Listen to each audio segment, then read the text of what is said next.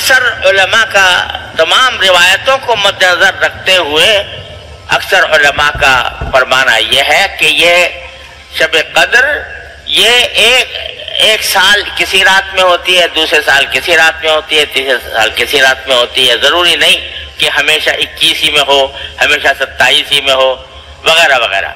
لہذا نتیجہ کیا نکلا کہ بھئی 1000 مہینے سے زیادہ کا ثواب حاصل کرنا ہے تو 5 راتیں جاگ لو، ایک رات نہیں، 5 راتیں، 21ویں رات، 23ویں رات، 25ویں رات، 27ویں رات اور 29ویں رات جاگ کے کیا کرو؟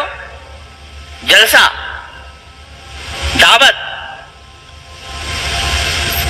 دیگے پکوانا، یہ کرے، نظمیں پڑھنا لاؤڈ اسپیکر پر، یہ کرے، تقریریں بعض یہ کریں۔ اس 1000 مہینے سے زیادہ افضل رات میں کیا ہم یہ کام کریں کہ دیگیں پکائیں، لوگوں کی دعوتیں کریں، شامیانے لگائیں، چراغاں کریں اور لوگوں کو کھانا کھلائیں، اسی انتظامات میں رات پوری گزر جائے۔ اس کا کہیں کوئی ذکر فکر نہ قرآن میں، نہ حدیث میں، نہ صحابہ کرام کے عمل میں، نہ نبی کریم صلی اللہ علیہ وسلم کے عمل۔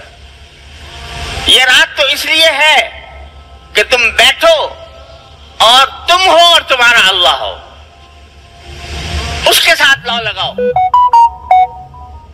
کوئی تقریب نہیں، کوئی جلسہ نہیں، کوئی دعوت نہیں، اکیلے بیٹھے ہو اور اپنے اللہ سے لو لگائے ہوئے ہو۔ جتنی نفلیں پڑھ سکو 8 پڑھ لو، 10 پڑھ لو، 12 پڑھ لو، اگر توفیق ہو تو لمبی لمبی صورتیں، لمبے رکوع، لمبے سجدے۔ سجدہ بڑی عجیب غریب چیز ہے۔ سجدہ ایسی چیز ہے کہ انسان اپنے اللہ سے کسی وقت اتنا زیادہ قریب نہیں ہوتا جتنا سجدے میں ہوتا ہے۔ یہ رسول کریم صلی اللہ علیہ وسلم فرماتے ہیں اللہ تعالیٰ کا قرب حاصل کرنے کا بہترین وقت سجدہ ہے، اور سجدے کے اندر جو دعائیں کی جاتی ہیں وہ اللہ تعالیٰ کے پاس براہ راست پہنچتے ہیں۔ حضرت بدو صاحب رحمۃ اللہ فرماتے ہیں اگر سجدے میں سر رکھ دوں، زمین کو آسماں کر دوں، تو سجدے میں اللہ تعالیٰ کا قرب حاصل ہوتا ہے، اس کی کثرت کرو گے۔ ارے اگر کچھ پڑھنا نہیں آ رہا، کوئی دعا بھی نہیں آ رہی، سبحان رب الاعلیٰ ہی چلو پڑھتے رہو، وہ بھی نہ پڑھو، بس یہ سمجھو کہ میں بارگاہ الہی میں سجدہ کر رہا ہوں، پیشانی ٹیک رہا ہوں، اس بارگاہ میں ٹیک رہا ہوں کہ جس بارگاہ سے بڑی بارگاہ کوئی ہے نہیں، وہی سخی داتا ہے، وہ میرے اس پیشانی کو رد نہیں فرمائے گا۔ اس امید کے ساتھ سجدے میں رہو، تم ہو اور تمہارا اللہ ہو۔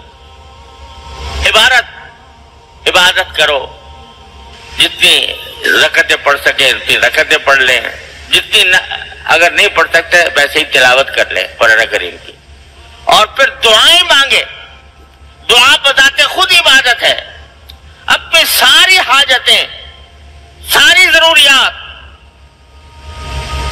دنیا کی اور دین کی اللہ تعالیٰ سے مانگو اس رات میں۔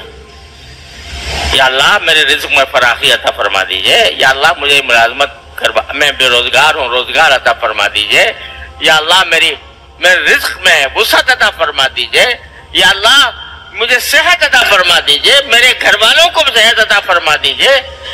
جتنی حاجتیں دنیا کی مانگ سکتے ہو مانگو، دنیا کی حاجت مانگنا بھی ثواب،